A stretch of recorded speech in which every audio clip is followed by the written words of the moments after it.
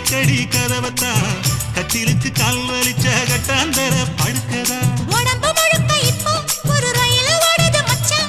வளைச்சு நறுக்க சொல்லி வளையல் கிஞ்சது மச்சான் அடடா அல்வா துண்டு இடுப்பு போங்கிடுப்பு